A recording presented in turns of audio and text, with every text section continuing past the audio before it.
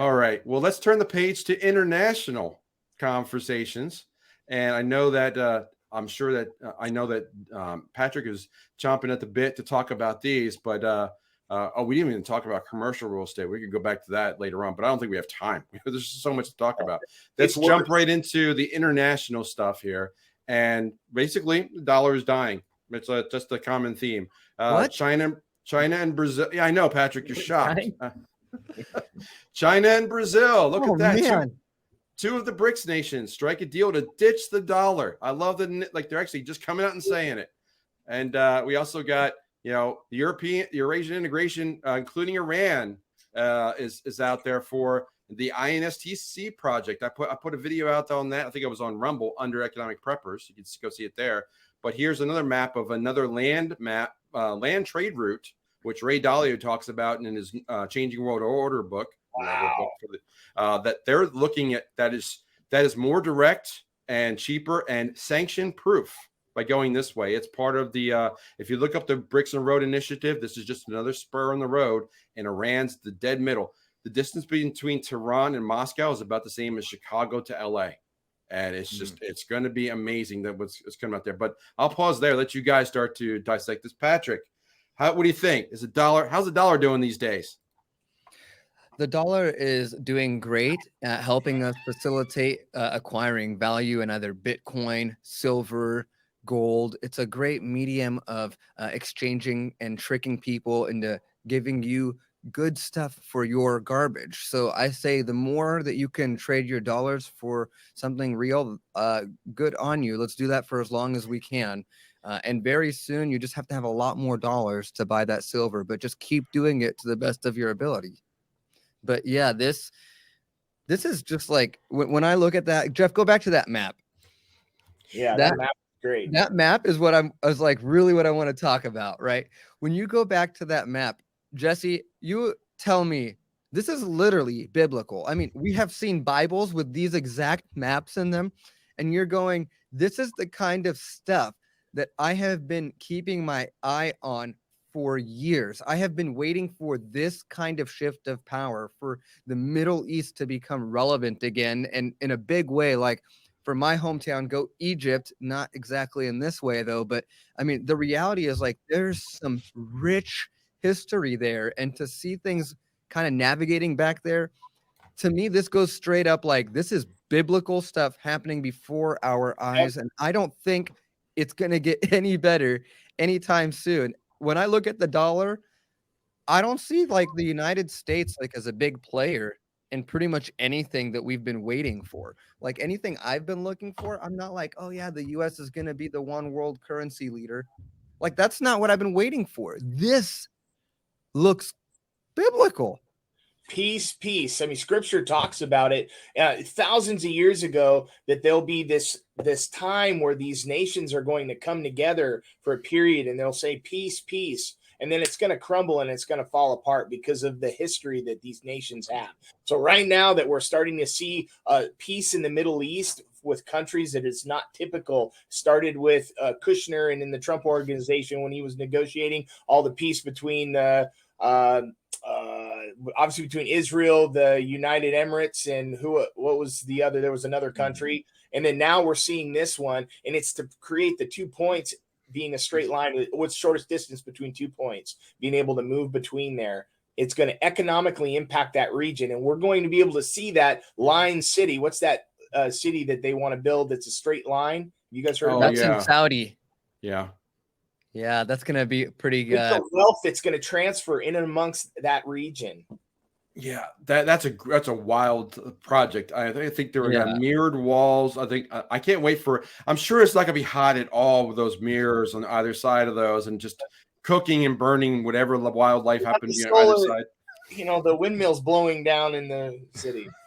Man, if that happens, I will definitely want to go visit. That's called, if you guys want to look that up, I don't have it at the ready, but it's called The Line. I'll try and pull it up while other people are talking. But The Line, it's like 100-mile city. I don't know the width of it, but maybe 10 miles. But these high rises just down the just new development in a 100-mile long city that's just between it's just a narrow strip. I'll try and find it while we're talking. Wow. I got one for you, Jeff. Look in your chat. don't you think it's weird? I was thinking about this the other day, is like seeing some of these developments out of the Middle East, Dubai, places like that, that have this money. They're doing some cool stuff, like some pretty remarkable stuff on the development front, and the cities they're building and the structures. And then you look here in America, and what cool development project have you guys seen here in the past 10, 20 years? Have you seen anything really cool other than like mass produced apartment complexes? Great point. Like our schools, maybe our public school systems getting air filtration system upgrades. Yeah, like there's nothing cool. Like, and you look at like the ancient history and look at these ancient cities, how they're works of art, how there's monuments, there's statues, there's just amazing stuff done. And with the technology and resources we have today, all we get is like a cookie cutter apartment box that they put up in every city that all looks the exact same. Like that's a sign of decline to me, or at least in my mind. Maybe not. Maybe, I'm curious. I think that's a great topic for another time. But I think that the stagnation of technological advances, like we're still flying across the continent in the same way. We're still driving the same things virtually that we had 100 years ago. I mean, physics hasn't moved in 100 years. I mean, there's a lot of things that have just stalled. And why? And are they suppressing information? And is that why? Are they giving us bad information and teaching us the wrong models, the wrong theories? It's because they know they shouldn't put me in a flying car. That's why. Well, yeah, that's true. Well, any car you has a potential of flying, so that you're driving. This is exactly why we must ensure we are protecting and providing for those that we love, our family and friends, that we're thinking ahead of this. Because as this continues to accelerate, as awesome it's going to be to potentially see projects come out of the ground that are way out there. They're speaking about them now. These things are probably going to start to happen more, and more reason for us to be absolutely intentional about ensuring our home is protected and insured from this. Well, we'll definitely talk about history and education and being prepared and all these different aspects later on in the show, and being like preparation stuff. But we have one more story to talk about on international stage, and I think I want to lead off with you, Patrick, because I think you know this section probably more than anyone. So this is a company called Alibaba, and if you don't know, this is kind of like the somewhere between Amazon and Google in Asia, and this is that mega corporation. It is in China. This is their I think it's their Amazon, if I'm not mistaken, but it's a huge entity, and now they just announced they're going to split up, kind of like Ma Bell back in the day, but they're splitting up into 6 smaller companies so they can try and do an IPO and do more things, because the CCP and the Chinese government are kind of limiting what this company can do. Patrick, help the audience understand the story a little bit better. So let's take a step back and understand the significance of Alibaba. Alibaba is a bigger version of Amazon and Google. Like it's a huge conglomerate. It is everything and everyone's kind of gate to listing pretty much anything that they're selling. Alibaba is in on it. Everything from Bitcoin miners. When I wanted to sell Ethereum miners, I went through Alibaba. And with that said, I should probably be very cautious about what I'm saying because I have an Alibaba account. So with that said, what Alibaba is doing is something that it's just fancy footwork. It's just legal, fancy footwork, so they can't have a monopoly. So they're going to split up the company into 6 different companies. But to me, it's kind of like this game of follow the money. I don't know what's going on, but Alibaba here is poised to make a move. And it's clearly because they don't want it all under one house, which makes a lot of sense. But think about Bezos and Elon owning the same exact company. But then you also have the CCP involved, which has so much information from its users and its consumers, and maybe even from foreign consumers like people who are citizens of the United States through TikTok. So Alibaba has so much information. And one of the biggest things that people don't know about Alibaba is that they have a ton of opportunities here in the US. You'll see them often in a lot of cosmetics conferences, a lot of technology conferences. So Alibaba is everywhere. When you can land a contract with Alibaba, you've scored big time. Yeah. Dylan, any comments on there in that story? Not too much. I think Patrick covered it pretty well. I think so too. I do want to, Jesse, any comment on that one?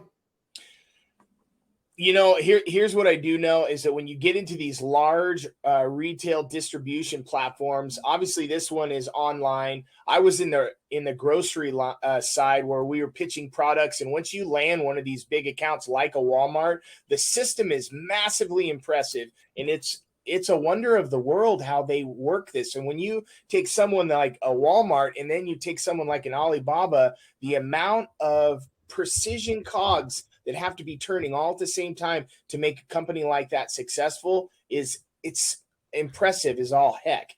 And all these supply chains are super connected with that. So we watch these businesses based on how they're going to be able to operate even in the future. I watch these things. Yeah, I think it's an interesting story because I know that like this is it kind of reminds me of the whole TikTok thing, which I'll mention briefly here as well, because that was a big story this week.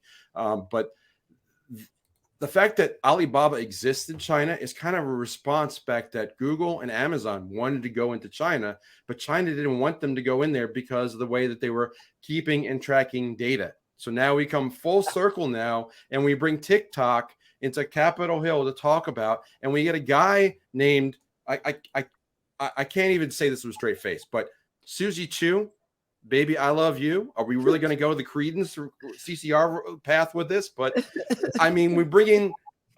It's amazing how this come full circle and how like these big entities, they're just spying on us and they're gathering everything, but they don't like the word spy. But we'll just send a balloon over the country.